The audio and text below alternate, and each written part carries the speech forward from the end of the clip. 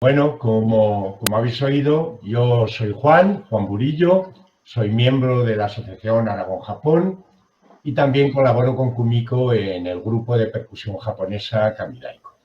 Pero lo que me trae aquí, como a todos vosotros, es nuestro amor por el haiku y de eso se trata hoy.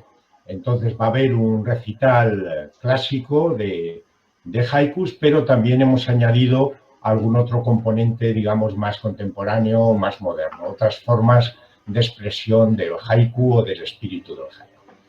Entonces, los colaboradores para la sesión de hoy son Kumiko Fujimura, que presenta y coordina este encuentro, José Luis Cebrián, que nos va a ofrecer una introducción al haiku, con referencia a más de una docena de ellos, la mayoría del repertorio clásico.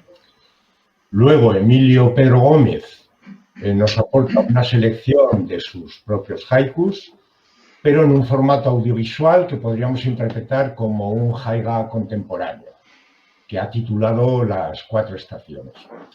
A los que no estéis muy duchos en el tema, el haiga se traducía como la pintura del haiku. Que la mayoría que os habéis conectado sabréis algo de haiku, quizá alguien no, unos más, otros menos, pero bueno, vamos a hacer una pequeña presentación y habría que empezar primero por decir qué es un haiku. Primero la definición de qué es un haiku. Un haiku es un poema de 17 sílabas y 3 versos, 5, 7 y 5 sílabas.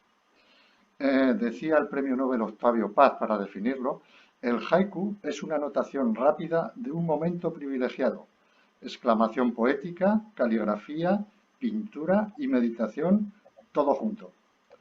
Antes de seguir, es interesante ver un ejemplo del poema más famoso, el haiku más famoso de Japón, que es de Basó, y dice lo siguiente: el viejo estanque, salta una rana, el sonido del agua. Continúa diciendo Octavio Paz: desde un punto de vista formal, el haiku se divide en dos partes. Una da la condición general y la ubicación temporal o espacial del poema: otoño o primavera, mediodía o atardecer, un árbol o una roca, la luna, un ruiseñor. La otra, relampagueante, debe contener un elemento activo. Una es descriptiva y casi enunciativa, la otra inesperada. La percepción poética surge del choque entre ambas. Un rasgo típico del haiku clásico es la relación entre este y la naturaleza. En la mayoría de los poemas hay una referencia a una estación del año determinada. Es la palabra de estación, en japonés kigo. Así el haiku se encuentra estrechamente ligado a los sucesos de todos los días y al devenir natural. Decía Matsuo Basó: haiku es simplemente lo que está sucediendo en este lugar, en este momento. Yo diría lo siguiente: el haiku es la forma de poesía más próxima al silencio. Unas pocas palabras menos y el haiku se hace silencio. Unas pocas palabras más y el haiku deja de serlo. Félix Arce, un buen amigo y buen haijin, lo define así: para mí el haiku quizá es aquello que hubiese escrito siendo yo aún niño, cuando no sabía escribir. Quizá el haiku es aquel mundo, el mundo que veía yo entonces sin esfuerzo y sin pretensión alguna. Es aquel brillo en aquella mirada, pero en este momento. Y voy a leer un haiku suyo que describe muy bien esto. A punto de romperse el brillo de la nieve sobre el bambú. Voy a hablar un poco de la dificultad de componer haiku. Decía Basó: el que crea de 3 a 5 haikus durante su vida es un poeta de haiku. El que llega a 10 es un maestro. Basó escribió 2000. Bueno, yo es curioso porque creo que quien de los que tiene un récord más alto es otro gran poeta de haiku, se llama Kiyoshi, que escribió más de 40.000. Algunos consejos de los maestros para escribir haiku. 2 de Basó: aprende de los pinos, aprende de los bambúes. Y también decía Basó, para escribir haiku, búsquese un niño de 1 metro de alto. Y vamos a ver un ejemplo de esto. Vamos a ver qué haiku ha escrito una niña de 6 años de más o menos 1 metro de alto. Las hormigas en fila suben por una hoja de hierba y enseguida bajan. Y otro niño de 7 años. Mientras me reñían por haber cogido el girasol, yo miraba la flor. Voy a hablar un poco también de los temas del haiku, que yo hago una clasificación un poco artificial, pero bueno, sirve un poco para hacerse una idea de la variedad de haikus que hay, ¿no? Algunos poetas cultivaron el haiku, se podría decir que objetivo, captando con maestría la belleza fugaz del momento presente. Os voy a leer un haiku de Busón, considerado su mejor poema. Busón es uno de los 4 grandes maestros del haiku. Dice así: blanco rocío, cada púa en la zarza tiene una gota. Otro de Onitsura, que era amigo y discípulo de Basó y compañero de peregrinaje. En el jardín la camelia florece blanca. Y Kakei, un discípulo de Basó. El don Diego de día es de un blanco tan puro que no se ve el rocío. Otros escritores fueron partidarios del haiku humanista existencial, como por ejemplo este de Isa, otro de los 4 grandes maestros del haiku. En este mundo, encima del infierno, viendo las flores. O este de Shiki, otro de los 4 grandes maestros, creo que el cuarto, ya he mencionado los 3 anteriores. Caído el puente, queda el frío tras el sauce. Y otro de Santoka, que fue el último monje peregrino. La nieve de la vida y la muerte cae incesantemente. También hubo autores que reflejaron en sus haikus experiencias típicamente budistas, como la transitoriedad y el desapego, como con este haiku de Busón. Con cada pétalo que cae, las ramas del ciruelo envejecen. O este de Basó. Qué admirable el que no piensa, la vida es fugaz al ver el relámpago. Y ya por último hubo poetas en cuyos haikus se puede apreciar el sabor característico del zen, como este de Onitsura.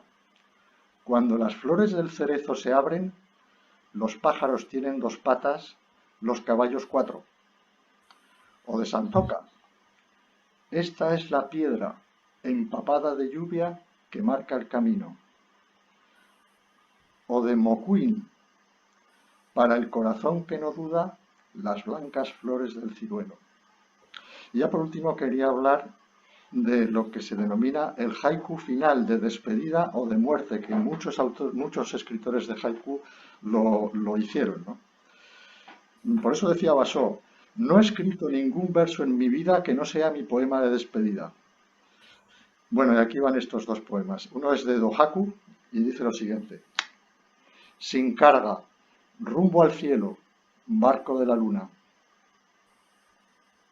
Y este de Gotoku: cielo claro, por el camino que vine, vuelvo.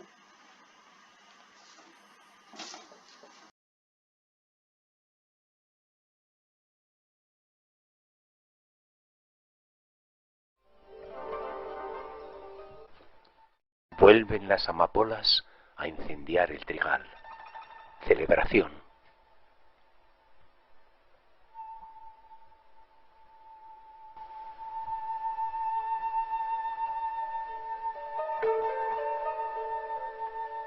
Nítido canto. Se escucha transparente fluir el agua.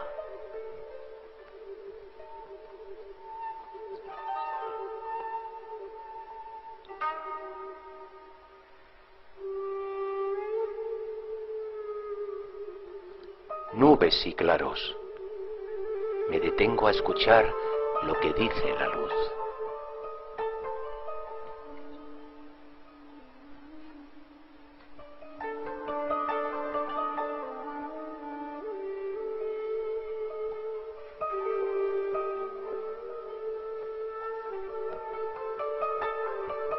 Sobre los lirios se hace pequeño el día. Crece la niebla.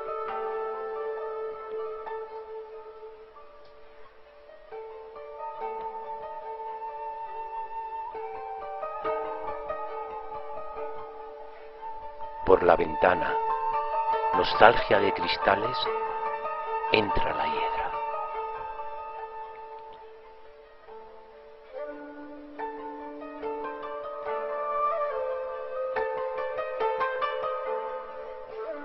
Sobre una teja, al borde del azul, mi afán de pájaro.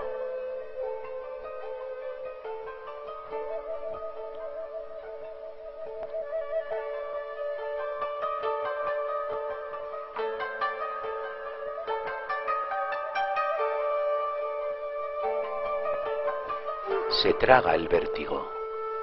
Un abismo tras otro cruza la niebla.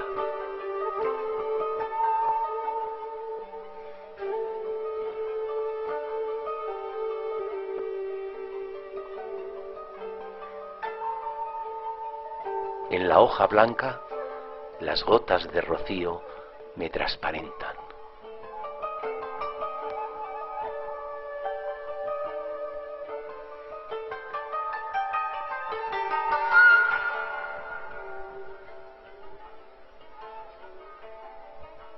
La luna llena de las ascuas del sol toma el testigo.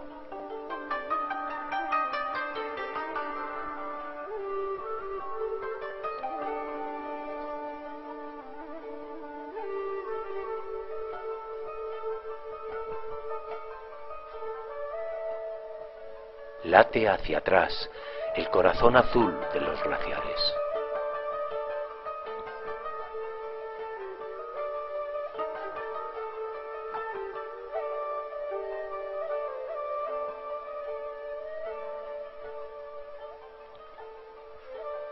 Hojas intactas resisten en su roble el largo invierno.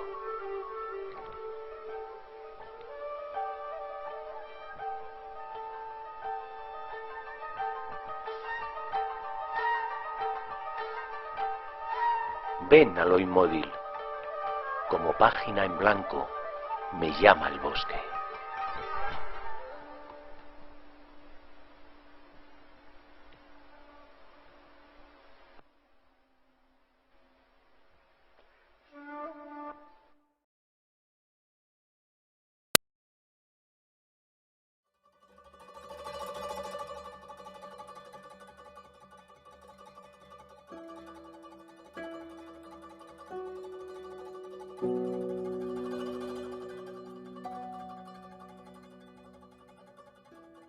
Dentro de las perspectivas que nos ofrece el haiku contemporáneo, yo os quería comentar mi experiencia con lo que se viene a llamar el foto haiku.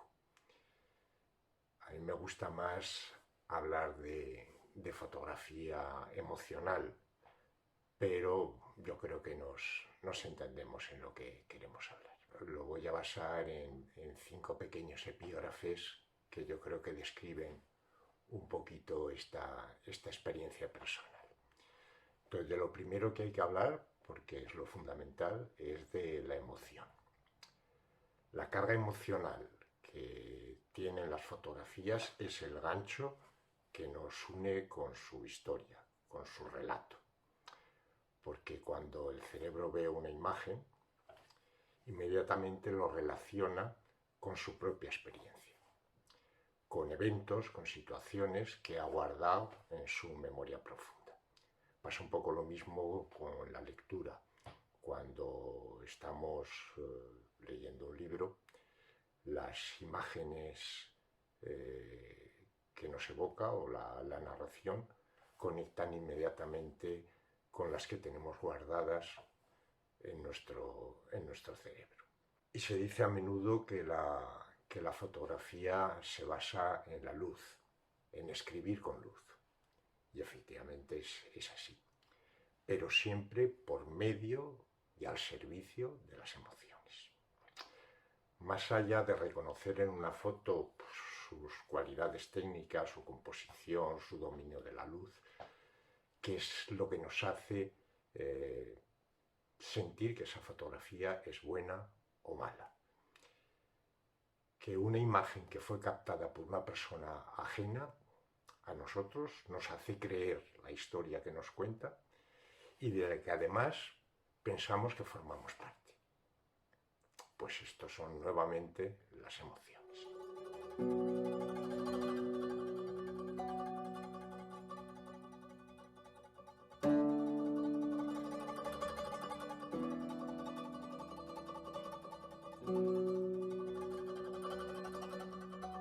Un segundo aspecto, la conexión haiku-fotoemocional, el fotohaiku. Para eso podemos empezar creando un poquito de atmósfera con un clásico del maestro Basho. Dice así: cuando la aurora luce aún sus tonos malvas, canta el cuclillo. Este haiku se acompañaba de un dibujito pequeño del propio Basho, un precedente en la conexión entre la imagen poética y la imagen visual, o mejor, entre la emoción poética y la visual, en la tradición japonesa. Es lo que se llamaba, o se llama, el haiga, un género pictórico que acompañaba a los haikus. Muchos de los grandes maestros haijines del 18 ilustraban sus poemas con estos dibujos. Haiku y foto, foto y haiku, tocan un terreno común para el espíritu humano. Ambos pretenden reflejar la emoción por la contemplación de un momento especial, luminoso, y requieren dos cosas aparentemente simples: detenerse y ver. Dentro de las múltiples expresiones de la fotografía, el reportaje, la vida social, la naturaleza, está claro que aquí lo que nos interesa es su dimensión más contemplativa, su expresión más emocional. La realidad vital está ahí, presente, y lo experimentamos continuamente. Todo alrededor rebosa vida. Y hay millones de cámaras en el mundo que cada segundo congelan de forma compulsiva esa realidad fragmentada. La tecnología lo ha puesto muy fácil. Se dispara, se captura y en general las fotos hoy no salen ni movidas ni desenfocadas. Pero conmueven, emocionan. Aquí buscamos algo más de la foto.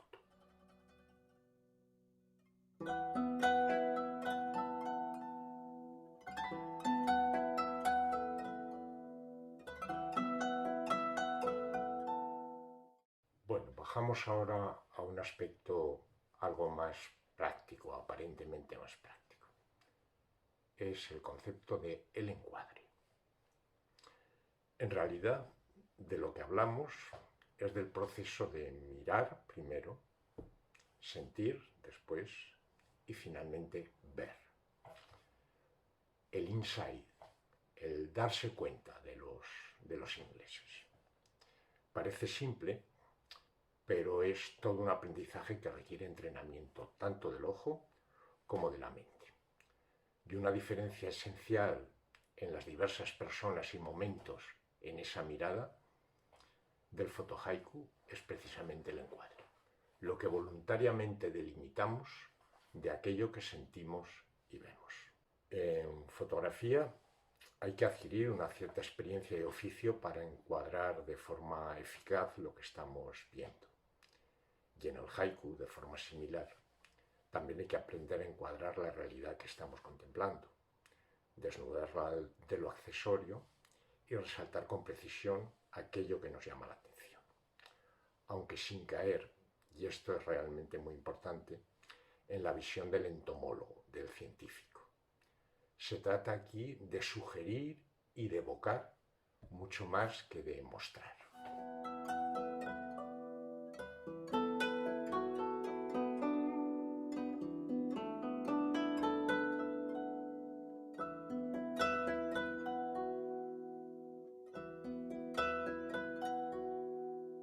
Un cuarto elemento: ser conscientes. Ambas disciplinas, el haiku y la foto, tratan de expresar la esencia de un momento emocional intenso, el momento luminoso que hablábamos. Pero, y aquí está el kit, ese momento tiene que ser vivido de forma muy consciente, es decir, plenamente. Cualquier momento, experiencia o escena puede ser representada en un haiku o en una fotografía, cualquiera. Porque el elemento decisivo es nuestra presencia consciente en esa situación y la vivencia de una cierta unidad personal con aquello que se ve y se siente. Cuando ocurre este fenómeno de sentir y ver, el darse cuenta al mismo tiempo, la probabilidad de que haya algo realmente bueno que captar sube. Es un buen momento para hacer la fotografía o para escribir el haiku.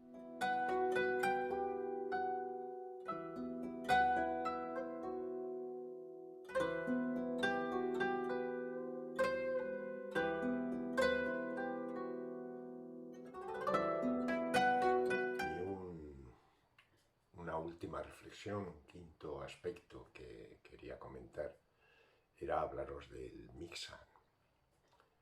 El Mixan realmente es un concepto importado del budismo tibetano y la palabra significa textualmente el buen ojo. Buen ojo que no hay que interpretar aquí como oposición a malo, sino más bien a tener la mente abierta y relajada, sin añadirle ni reflexiones ni interpretaciones. Y esa sería la meta, digamos, del fotógrafo de fotohaiku. Dejar de luchar por obtener una imagen brillante o conmovedora, y para que surja el Mixan, lo que hay que hacer es liberarse de la necesidad de impresionar y centrarnos sencillamente en reflejar la emoción que sentimos y vemos, ese flash de percepción. Los flashes surgen permanentemente todo el tiempo, aunque habitualmente los ignoramos, y sin embargo son la materia prima para este tipo de trabajo.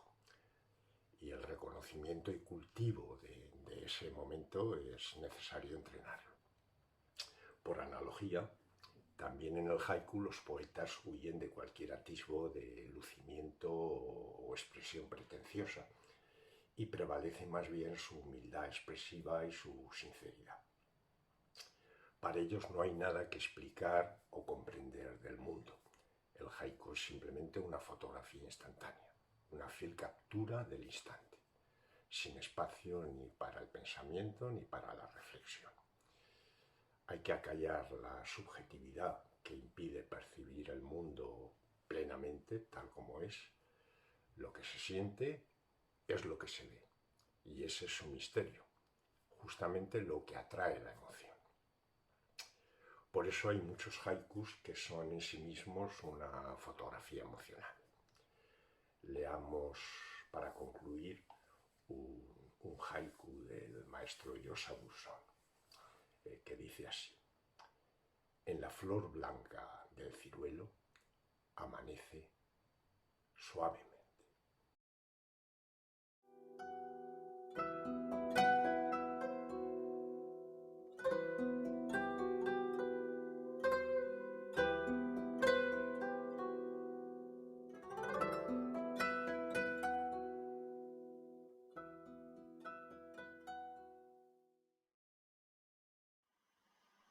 Buscaré hilos de voz en el fondo de la lluvia primaveral.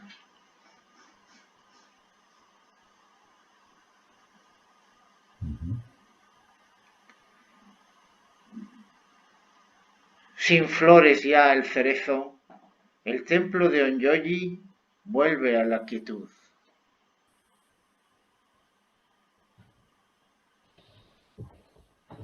Ok. Simplemente el cerezo florece y nosotros lo miramos y sus pétalos.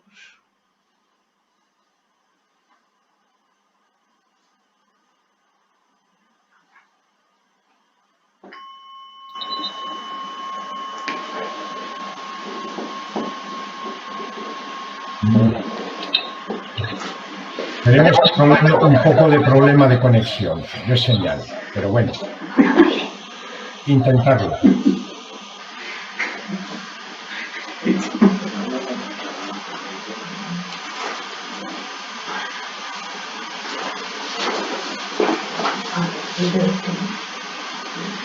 Apagar todos el micrófono, por favor.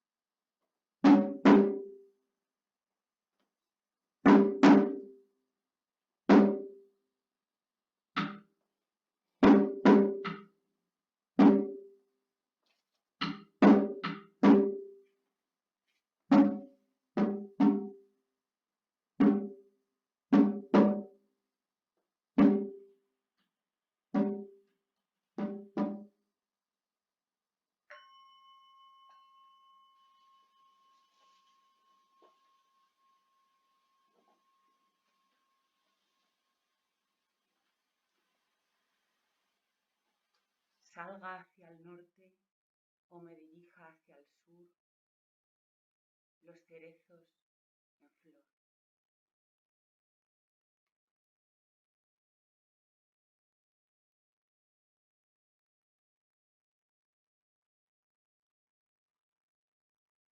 Este frío hace florecer palabras de luz.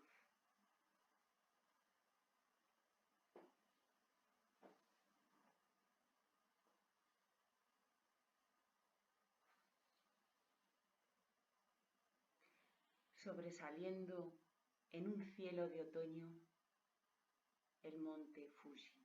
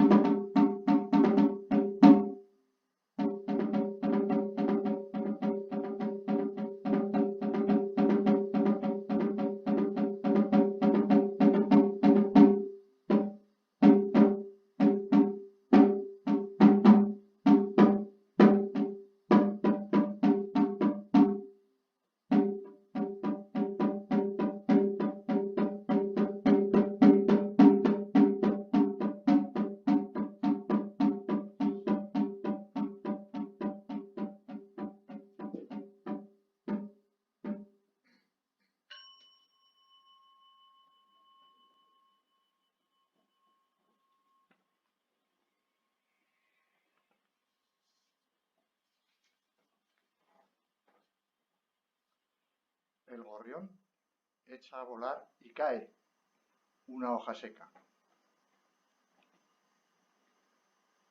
Al atardecer, la sombra de los pinos se adentra en el mar.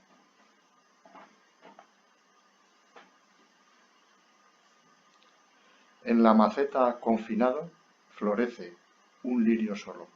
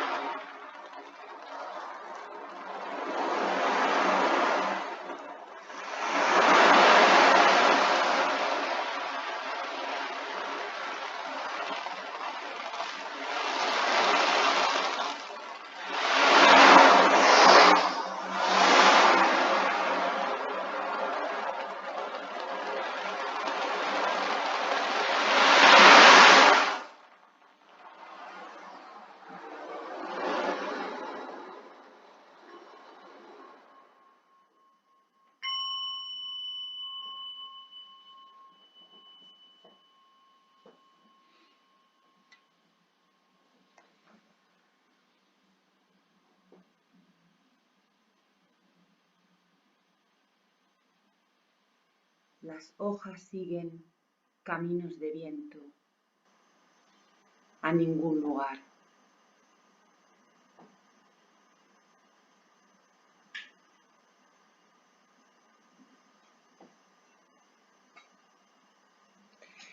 Casi rozando la rama del árbol, el agua turbia.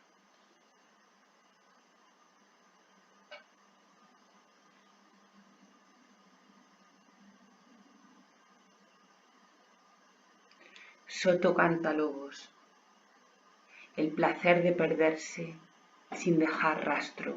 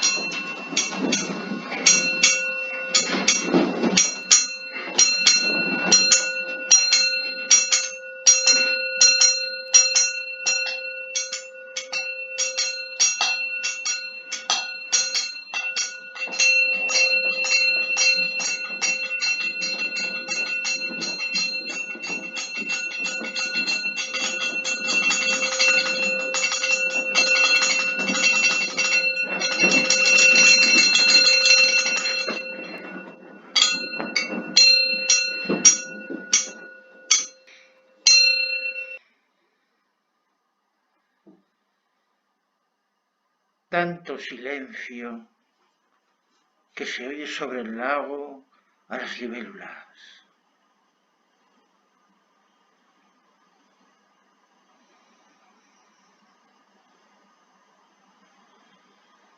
Lluvia de estío, lozano desenvuelo tras la tormenta.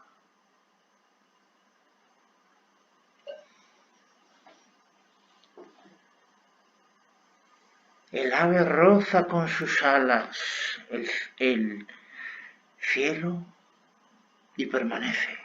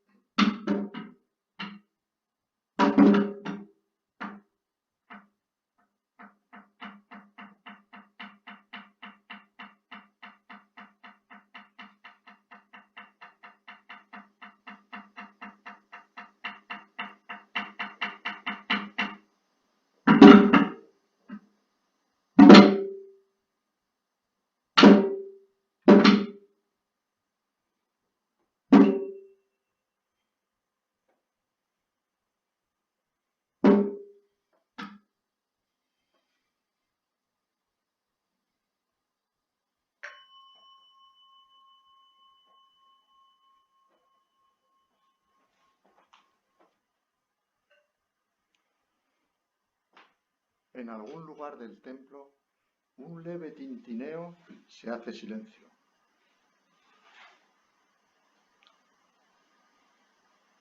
Todo el día en silencio, solo el viento en el bambú, solo el viento.